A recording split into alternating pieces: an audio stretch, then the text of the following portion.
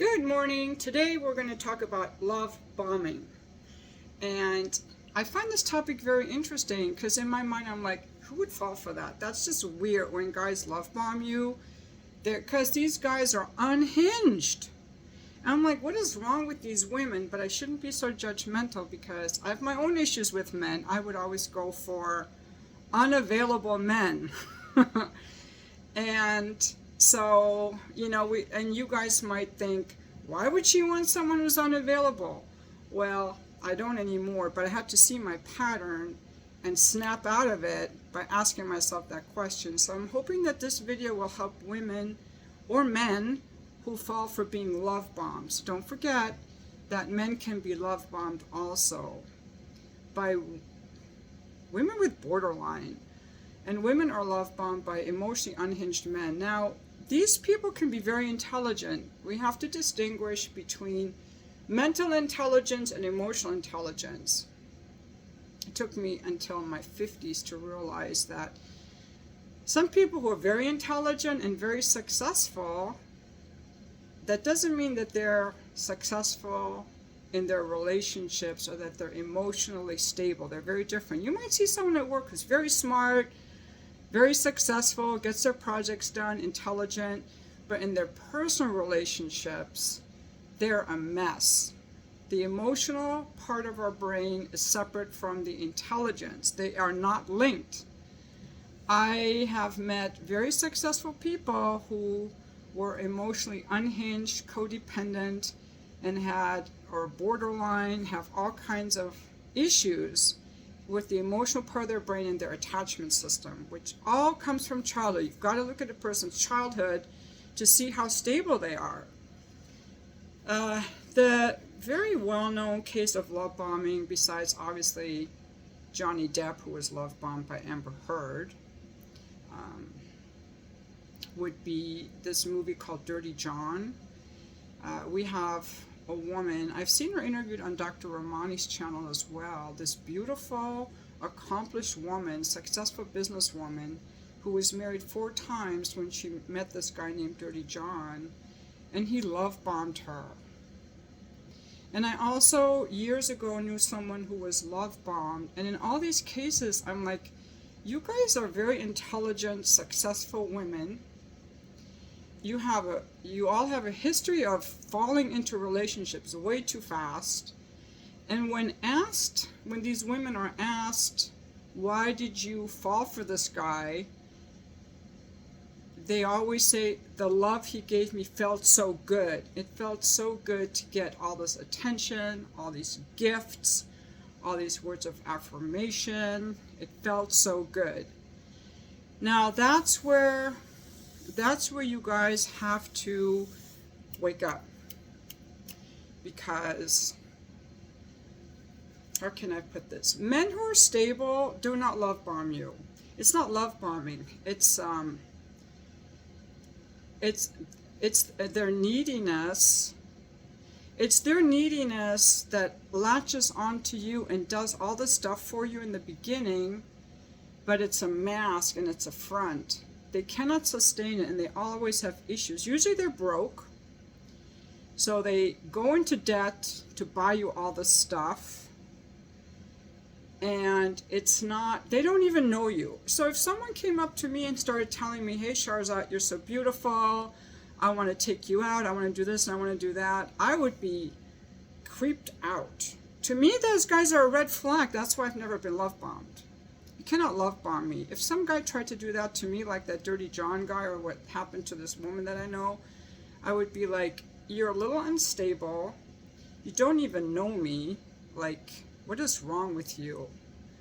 Because these people are weirdos. Stable people, emotionally healthy people are not people pleasers.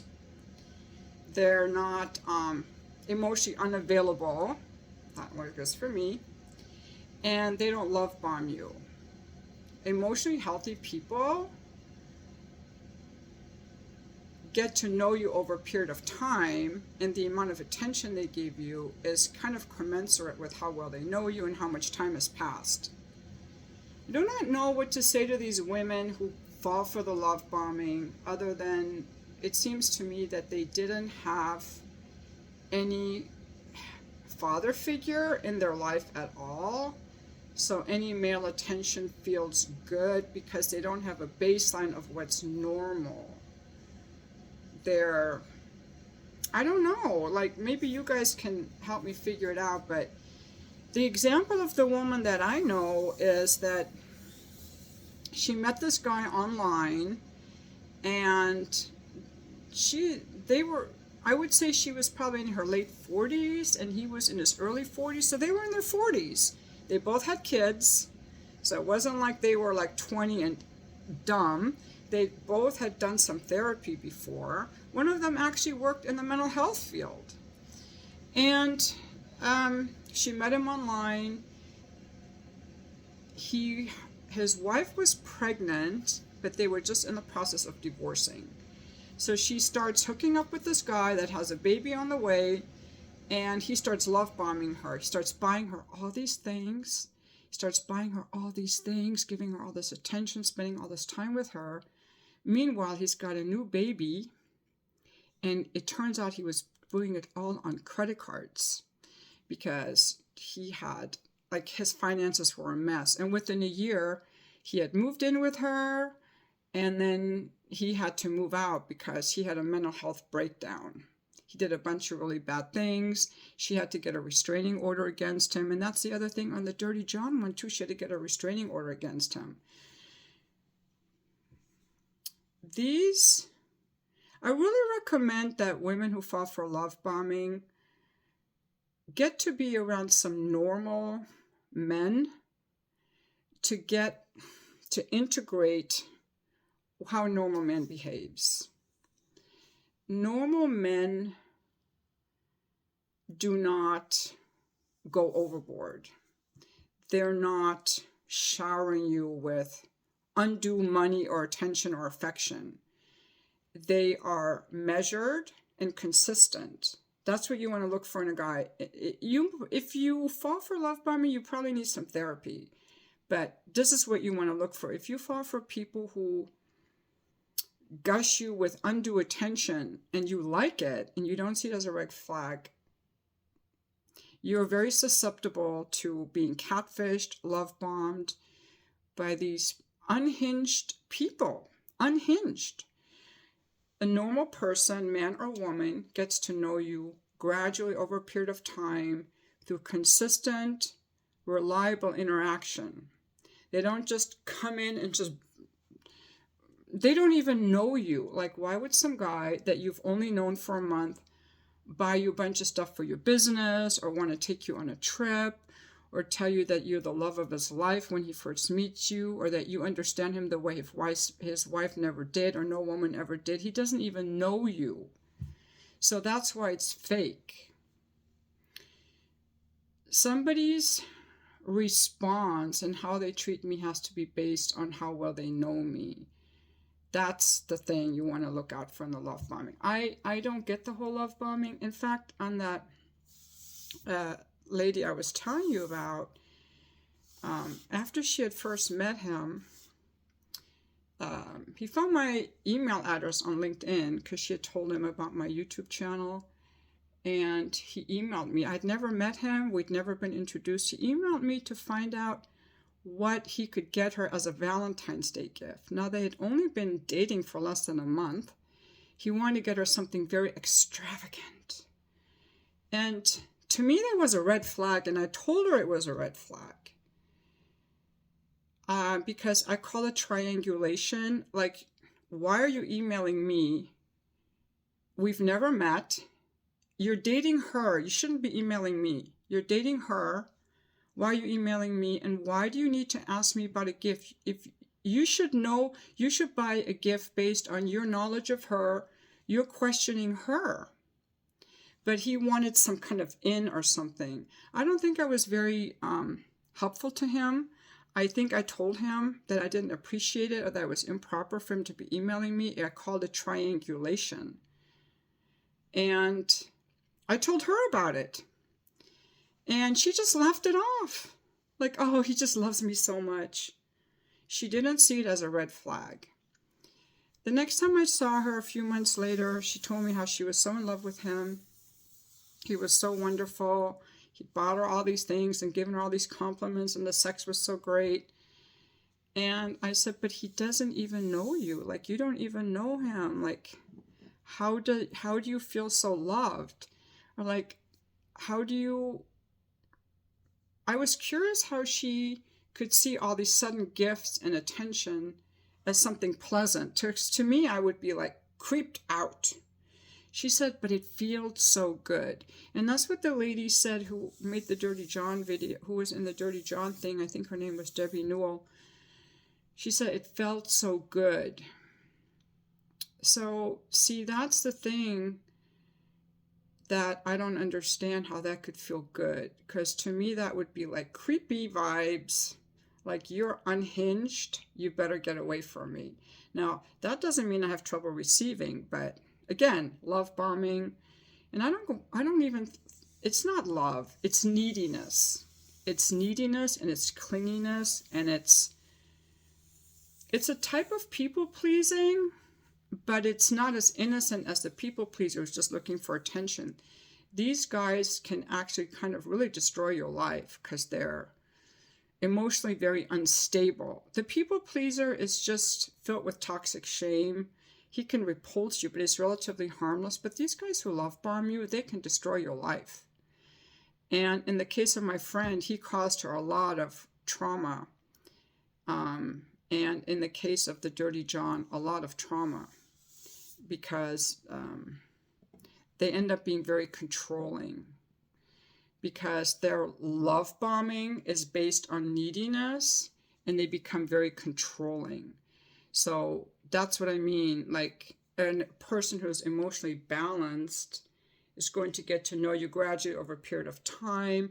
But when there's all this intensity that isn't based on any kind of a foundation, that person's very unstable in their own moods, in their own mental health, and they can become controlling, they can become abusive, and they have secrets like money problems and who knows what else, all kinds of secrets, other women or whatever, other secrets.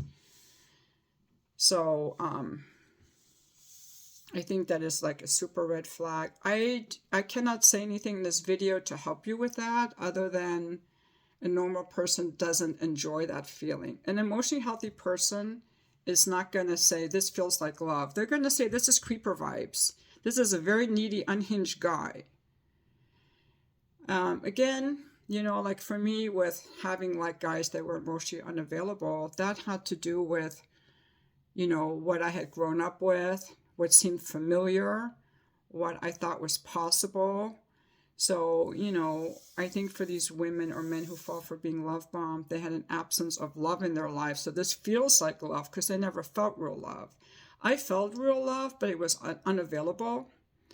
And so that's what I was used to, not knowing I was going for that because it was familiar. But for people who've never been loved, they're like, oh, finally I'm loved. But that's not love because they've never experienced love. If we've never experienced consistent love from an emotionally available parents, and I would put 99% of the people on the planet into this category, we are susceptible to some degree, susceptible. I'm not saying it's going to happen, but susceptible to attaching to people who are representing what we didn't have in our parents, what we were missing, and we're unable to that extent to recognize healthy attachment and healthy love, or unable to regulate our emotions, or unable, like, but I think that people who fall into relationships like that definitely have an issue, because even polyamorous people, I think they're way too loose with their relationship stuff. Because look at me, I haven't dated anyone in almost 11 years. It'll be almost 11 years that I've been single, because I'm very choosy. I would want someone who's interesting, who has similar socioeconomic status, similar education, income, intelligence, life experience, who's also fit and healthy. I haven't met anyone like that. I haven't. But these people who get into so many marriages, who get into so many relationships, whether you're polyamorous or serially monogamous, I just think that their relationships end for a reason. They're too quick to get into them with emotionally unhinged people. Because while some people are not in relationships because they're avoidant, some people are not in relationships like me because we're selective. We would rather be single than be with someone who is not going to add to our lives. So I would consider myself in a healthy area, but they're avoidant people who avoid intimacy, and that's fine if they want to. But then there are also these very needy people who get into relationships like that with bad people. People who abuse them or control them or love bomb them, which is actually just toxic neediness. Unhinged people, I think that some people are just not choosy enough. We all have to be comfortable being alone. And I think that to the extent that people have a history of, like when I talked to that friend from years ago who got into this relationship with this guy who love bombed her, but I'm going to say toxically bombed her. Her view was always, I want to be open to life. I want to be open to love. Sometimes love is going to hurt. I'm willing to deal with that. Love should not hurt. Love should not hurt. And, in her case, her mom had a revolving door of men, and she had a revolving door of men. But even though she did it honorably and authentically, and she was trying to come from love, that is not love. I think some people have a hard time, and I feel bad for people like that. I mean, I feel sorry for them. I think that some people just have a really hard time realizing what's a healthy romantic partner. I think they're too willing to say, oh, this feels like love, so I'm going to do it. And they're not looking at all the red flags. Like this friend of mine, one of her boyfriends was an alcoholic. Another one, he'd just gotten out of a relationship with a baby on the way. Another one had a girlfriend with a baby. She's like, but the sex is so good. Like you cannot be so loose with the men, ladies. You cannot have a revolving door of men and just keep inviting men into your life. They will destroy you. And I've also talked to men who've had women who've destroyed them, tried to ruin their reputation, try to blackmail them, get clingy with them. I had a guy tell me years ago about this woman that he had dated, and he was, she was just getting kind of out of hand, and he's like, I don't want to date you anymore. I would like to end this relationship. Oh, but she wasn't having that. She found his car and she keyed his very expensive new car, went all around and keyed it. So he had to get a whole new paint job. Some of these women are psycho. You cannot expect to find happiness in a relationship with someone who is emotionally unhinged, emotionally unstable. And I think that's what we really have to look for. Is this person emotionally stable? Am I emotionally stable? And the only way to determine that is to take things slow till you get to know someone. It's one thing if you get to know someone at work or at school or something and you see them regularly over time. But when you just meet someone online, you know nothing about them. Nothing. Just what they want to show you, which is often a mask. Charm is a mask. People-pleasing is a mask. Love bombing is a mask. It's not authentic. And the only way to really get to know people is to take it slowly and see that this person has some emotional self-regulation. Build a friendship slowly over time. Not to jump into bed with people right away either, unless you're a woman or a guy who's going through a whole phase and that's all it is. But if you cannot deal with casual encounters, if you're like me, like most women, and a lot of men too, it's better to wait to have sex. It's better to wait to live together till you get to know someone. To the extent, here's the red flag for yourself or someone you're dating. They're rushing into sex, they're rushing into living together, they're rushing into relationship type of activities, they're rushing into spending a lot of time together. Because a healthy person has a life going on, and they find someone interesting, and they build a relationship gradually over time. You know, a date here and there, some conversations, and a gradual, like they lay a foundation. They lay a foundation. And on this foundation of friendship and trust and getting to know each other, on that foundation, you can start buying each other gifts or giving each other more affection. But when you start with the sex and you start with the gifts and you're starting with the fluff without having the foundation, you know that you're dealing with someone who's emotionally unstable, frankly. Some people just haven't seen their pattern, like me with the unavailable guys. I had a feeling like there's something about these unavailable guys that I have some kind of fun in trying to make them available. Like I could see that in myself if I was honest. And I thought I could make them available. I thought I could make them available. And it was kind of like a fun game. But really, it's not a fun game. I see that now. And now I'm like, well, let me see who you are. But I had to go through a lot of pain. It wasn't until my late 50s that I was able to say, okay, I want to see who you are. And that's really hard to do now in this day and age where we don't have like a lot of people are working from home and they're not in all these group settings. Like a lot of group setting places have disappeared, like the skating rinks and, people that are no longer in college or high school together, or they're not going to work or church where they see someone regularly over time.